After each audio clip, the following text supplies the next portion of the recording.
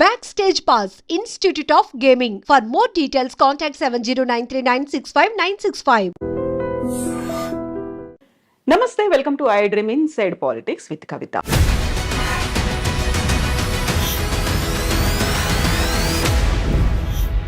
నలభై 47వ అధ్యక్షుడిగా డొనాల్డ్ ట్రంప్ బాధ్యతలు స్వీకరించిన తర్వాత ర్యాపిడ్ ఫైర్లో ఆదేశాలు జారీ చేస్తున్నారు. జన్మతహా వచ్చే పౌరసత్వాన్ని రద్దు చేశారు. విదేశాలకు చేసే సహాయాన్ని 90 రోజుల పాటు నిలుపు చేశారు. దీంతో పాటుగా H1 వీసాల మీద చర్చలు, వాదనలు కొనసాగుతున్నాయని చెప్పారు. అండ్ ఆంక్షలు కూడా కొనసాగుతున్నాయి. భారతదేశం మీద ద్వైపాక్షిక సంబంధాలు ఎలా ఉండబోతున్నాయి? ఈ ఎగ్జిక్యూటివ్ ఆర్డర్స్ భవిష్యత్తులోనూ ఇలాంటి సంచలనాలనే కలిగించబోతున్నాయా? మనతో పాటుగా ఉన్నారు డాక్టర్ జయప్రకాష్ నారాయణ గారు. సార్ నమస్తే. నమస్తే కవిత. సార్, గతంలో మనం మాట్లాడుకున్నాం డొనాల్డ్ ట్రంప్ అధ్యక్షుడిగా రాబోతున్నాడు అని. వచ్చేసారు, రాగానే ర్యాపిడ్ ఫైర్ లో ఆదేశాలు అనేవి, ఈ ఎగ్జిక్యూటివ్ ఆర్డర్స్ అనేవి అసలు పెద్దన్నగా మనం భావిస్తుంటాము అమెరికా అని. ఎలా అనిపిస్తున్నాయి సార్ విదేశాల మీద? మనం రెండు విషయాలు ట్రంప్ను గురించి గట్టిగా ఆలోచించాలి. ఒకటి, గత 2-3 రోజులుగా ఆయన పని చూస్తున్నట్టయితే చెప్పిన మాట చాలా మేరకు చేస్తాడు. ఎందుకంటే ఇంకోసారి మళ్ళీ అవకాశం లేదు దానికి. వృద్ధాప్యంలో ఉన్నాడు. తన బ్రాండ్, తన మార్క్ ఉండాలని చెప్పని ఏం చేయబోతున్నాడో ముందే చెప్పాడు. ఎన్నికల్లో ఆయన ఏమీ రహస్యం ఏం లేదు, మంచిగానే చెడుగానే. ఉదాహరణకి క్యాపిటల్ మీద, అమెరికన్ పార్లమెంట్ మీద దాడి చేసిన వాళ్ళు నిజంగా దేశద్రోహం కొడుకున్నట్లెక్క. హింసకు పాల్పడ్డారు, కొంతమంది మరణాల కాలకులైనారు. వాళ్ళందరినీ క్షమాపక్ష ప్రసాదిస్తున్నాడు, ఇచ్చాడు. మంచిగానే చెడుగానే ఆయన చెప్పింది సీరియస్గా తీసుకుంటున్నాడు, స్ట్రాంగ్గా చెప్తాడు కూడా. రెండోది, ఇనాగరల్ స్పీచ్లో ఆయన ఒక మనిషిని ఉదహరించాడు. ఆయన విలియం మెకిన్లీ అని, అమెరికా రాష్ట్రపతిగా 1897 నుంచి 2001 దాకా ఉన్నాడు ఆయన. 2001లో సెప్టెంబర్లో ఆయన చంపేశారు. ఈ హత్యకు గురైన రాష్ట్రపతుల్లో ఆయన ఒకడు. ఆయన తర్వాత థియోడోర్ రూజ్వెల్ట్ వచ్చాడు. మెకిన్లీ ఆయన్ని ప్రస్తావించాడు. మెకిన్లీ రెండుకి ప్రధానంగా పేరున్నవాడు. ఒకటి, టారిఫ్లు, ఇతర దేశాల నుంచి దిగుమతుల్ని తగ్గించడం, దాని మీద ఈ టారిఫ్లు పెట్టడం. రెండు, దేశ విస్తరణ కాంక్ష. అమెరికా చివరిసారిగా విస్తరణ చేసింది మెకిన్లీ సమయంలో. స్పానిష్ వార్ అని చెప్పని 1898లో ఆ వార్లో గెలిచిన తర్వాత ఈవేళ ప్యూర్టోరికో ఆ రకంగా స్పెయిన్ నుంచి వచ్చింది. ఈవేళ క్యూబాని విడుదల చేశారు. అమెరికానే దానికి మోక్షం కలిగించి స్వతంత్ర దేశంగా చేసింది. అట్లాగే ఆయన కాలంలోనే ఈ హవాయి రాష్ట్రం అది అమెరికాలో కలిపేసుకున్నారు. ఫిలిప్పీన్స్ స్పానిష్ వార్లో స్పానిష్ కాలనీ, అది అమెరికా చేతుల్లోకి వచ్చిన తర్వాత స్వతంత్ర దేశంగా అయింది. కాబట్టి ఆయన పనామా కెనాల్ని గురించి కానీ మరోదాన్ని గురించి కానీ మాట్లాడుతుంటే చాలా సీరియస్గా తీసుకోవాలి. ఎందుకంటే ఆ మెకిన్లీ ప్రభావం ఏమైందని ఆయన స్పష్టంగా చెప్తున్నాడు. మూడోది, ట్రంప్లో ఏమిటంటే ట్రాన్సాక్షనల్ మ్యాన్. పెద్ద సిద్ధాంతాలు అలాంటివి ఏమి పెద్దగా ఉండవు ఆయనకి. ఆ సందర్భాన్ని బట్టి ఏది లాభం అనుకుంటే తన దేశానికి, తాను నమ్మిన లక్ష్యాలకి, దానికి ఆయన సిద్ధం. అప్పటికప్పుడు నిర్ణయాలు ఉంటాయి. డీల్ మేకింగ్ ఆయన ఎప్పుడు కూడా గర్వంగా చెప్తుంటాడు, నేను డీల్స్ బాగా చేస్తాను, ఒప్పందం చేసుకుంటాను, వాడికి కావాల్సింది ఇస్తాను, నాకు కావాల్సింది తీసుకుంటానని చెప్పని. కాబట్టి ఉడుపుగా ఆయనతో ఫైట్ చేయాలి. అంతే తప్ప సిద్ధాంతం ప్రకారం ట్రంప్తో ఫైట్ చేస్తే సిద్ధాంతం ఆయనకు లేనప్పుడు ఉపయోగం లేదు. అంచేత ఈ 4 ఏళ్ల కాలం ప్రపంచం అంతా కూడా ఆ ప్రభుత్వం, అక్కడ ప్రజల మనస్తత్వాన్ని గుర్తించి, ముఖ్యంగా భారతదేశం లాంటి దేశం చాలా లాఘవంగా మన ప్రజలను కాపాడుకుంటూనే మరి అవతల వాళ్ళ ఎక్కడ గట్టిగా ఉన్నారో గమనించి మన అవసరం మేరకు ఇచ్చిపుచ్చుకునే ధోరణి ఉండాలి. సో ఇప్పుడు జన్మతహా వచ్చే పౌరసత్వాన్ని రద్దు చేశాము అన్న తర్వాత అక్కడున్న వాళ్ళకి లాభమా, మనకి నష్టం జరుగుతోందా? ఎలా ఉంది సార్ పరిస్థితి అనేది? మొట్టమొదటిది, ఇది రాజ్యాంగ రీత్యా సాధ్యం కాదు.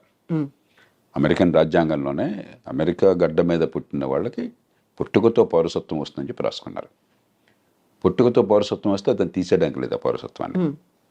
రెండోది, పుట్టుకతో పౌరసత్వం ఉన్న వాళ్ళకి కొన్ని పదవులకు అర్హులు. ఉదాహరణకు అమెరికన్ రాష్ట్రపతి, ఉపరాష్ట్రపతి లాంటి వాళ్ళు పుట్టుకతో పౌరసత్వం ఉన్న వాళ్ళు మాత్రమే అర్హులు. మిగతా పౌరులు, ఇతర దేశాల నుంచి పోయిన వాళ్ళు పౌరులుగా ఉంటే అర్హులు కాదు. అలా పెట్టుకున్నారు వాళ్ళు. కాబట్టి అది సాధ్యం కాదు. కానీ ఆయన ఎందుకు చేశాడంటే ఆయన 2 కారణాలుగా, ఒక బలమైన సంకేతాన్ని ఇవ్వాలి, అక్రమ వలసదారులకి వ్యతిరేకము, నేను ఇంకా క్షమించను అని చెప్పడానికి. రెండోది, ఇది ఖచ్చితంగా సుప్రీంకోర్టు దాకా పోతుంది. అమెరికాలో తుమ్మిన దగ్గర సుప్రీంకోర్టు దాకా వెళుతుంది. ఎందుకంటే అది లిటిగేటివ్ సొసైటీ. ప్రతిదానికి ఒక కోర్టుల వివాదాలు, దావాలు, ఆ దేశ సంప్రదాయంలో భాగం అది, ఆ దేశం జన్యువుల్లో భాగం అది. సుప్రీంకోర్టుకి వెళుతుంది. 199 సక్రమంగా ఆ దేశంలోకి చట్టబద్ధంగా ప్రవేశించిన వాళ్ళు సంతానం కనుక అయినట్టయితే దాని పౌరసత్వాన్ని సుప్రీంకోర్టు కాదనలేదు. కానీ అక్రమంగా ప్రవేశించిన వాళ్ళైతే అన్డాక్యుమెంటెడ్ ఇమిగ్రెంట్స్ అంటాం, వాళ్ళకి వాళ్ళ పిల్లలకి పుట్టుకతో పౌరసత్వం ఇవ్వవద్దన్న విషయంలో బహుశా సుప్రీంకోర్టు మరి ఇంకొక స్టాండ్ తీసుకోవచ్చు.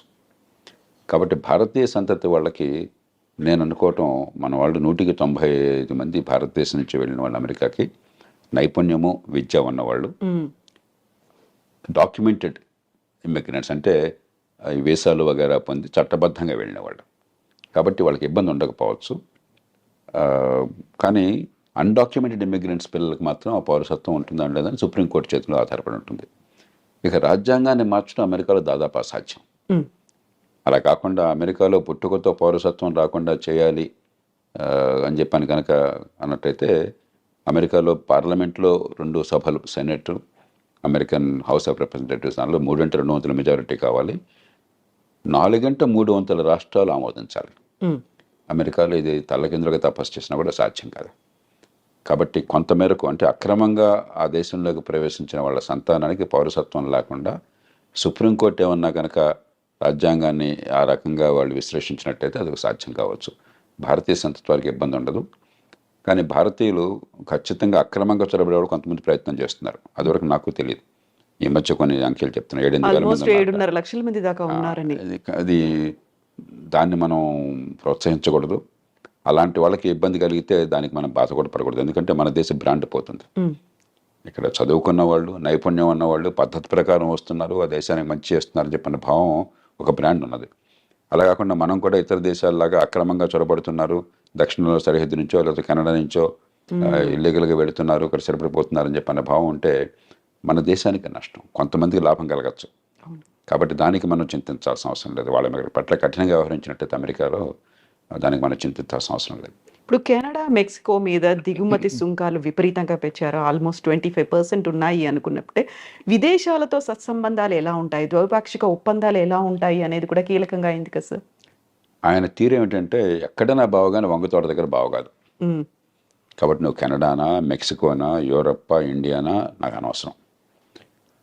నాకు లాభం ఏంటి, నా నుంచి నువ్వు పొందుతున్నావు, నాకు రావట్లేదు అనుకుంటే వెంటనే ఆయన ఎదురు తిరుగుతాడు. కెనడా, మెక్సికోలు తీసుకుంటే ఉదాహరణకి మంచి ఉద్దేశంతో అమెరికా ఏం చేస్తున్నారు, north American free trade agreement అని చెప్పని బిల్ క్లింటన్ కాలంలో నాఫ్తా అంటారు. దాంతో ఏమైందంటే కెనడా నుంచి కానీ మెక్సికో నుంచి కానీ దిగుమతులు అమెరికాకి, లేకపోతే అమెరికా నుంచి ఆ దేశాలకు ఎగుమతులు ఏమీ సుంకాలు లేకుండా, ఏ రకమైన అడ్డంకులు లేకుండా వచ్చే ఏర్పాటు జరిగింది. దాంతో ఏమైంది, అమెరికాలో కొంచెం ఖర్చు ఎక్కువ, తలసరి ఆదాయం ఎక్కువ కాబట్టి, లేబర్ కాస్ట్ చాలా ఎక్కువ కాబట్టి ఆ కాస్ట్ ఆఫ్ ప్రొడక్షన్ తగ్గించడం కోసం అమెరికన్ వ్యాపారవేత్తలు చాలామంది కెనడాలో పెద్ద పెద్ద ఎత్తున పరిశ్రమలు పెట్టారు. ఉత్పత్తి కెనడాలో జరుగుతుంది, ఆ కార్లు కానీ మిగతావి కానీ అమెరికాకు వెంటనే సరిహద్దే కదా, పక్క దేశమే కదా, అమెరికాకు వెంటనే వచ్చేస్తున్నాయి. అమెరికన్ వినియోగదారులకు లాభం జరుగుతుంది, కానీ అమెరికన్ ఉత్పత్తిదారులు నష్టపోతున్నారు. సమస్య వినియోగదారులకేమో చవకగా మంచి మన్నికల వస్తువులు కావాలి, ఉత్పత్తి చేసేవాడికి మనకు లేబర్ మార్కెట్లో ఉద్యోగాలు దొరకాలని చెప్పంటే మన దేశంలో ఉత్పత్తి జరగాలి. ఈ రెండింటికి మధ్య క్లాష్ ఉన్నది. ఇక్కడ ఏంటంటే ట్రంప్, ఆయన పార్టీ ఈ ఉత్పత్తిదారుల పక్షం వహించారు. మన దేశంలో మన వాళ్ళకి ఉద్యోగాలు రావాలి, వాళ్ళకేమిటి రావటం అని చెప్పన్నది. అలాగే అంతకంటే అమెరికాకి చాలా ఇబ్బంది కలిగించేది ఏంటంటే చైనా వాళ్ళు అర్థం చేసుకున్నారు, మన మీద ఆంక్షలు పెడతారు ఉన్న కొద్దికిని.